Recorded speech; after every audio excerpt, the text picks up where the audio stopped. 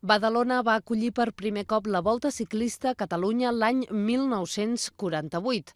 La segona etapa de la prova d'aquell any va dur els ciclistes des de Badalona fins a Figueres. Des d'aleshores, la ciutat ha viscut la Volta en primera persona en 5 ocasions més. La darrera l'any 2000, on va acollir un final i un principi d'etapa. Ara, 12 anys després, la prova arriba de nou a Badalona. Ens fa molta il·lusió, ens agrada molt tornar a places que hem estat, i vull dir que per part de l'Ajuntament d'aquí, encapçalat pel seu alcalde, el senyor García Albiol, tot van ser facilitats, ens vam posar d'acord en seguida, o sigui, quan li vaig fer la proposta en seguida ens vam entendre, i per nosaltres ens fa molta il·lusió, feia molts anys que no veníem, i jo crec que farem un gran espectacle a la ciutat de Badalona. Aquest cap de setmana els badalonins aficionats al ciclisme podran gaudir de la Volta per partida doble.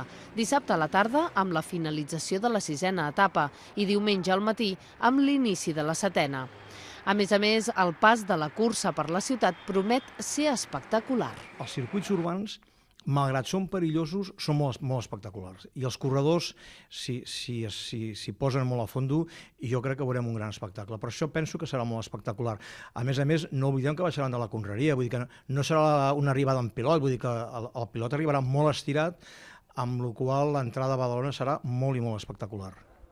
Badalona ha acollit sempre la Volta amb molta expectació i enguany s'espera que els badalonins es tornin a bolcar en aquest esdeveniment esportiu.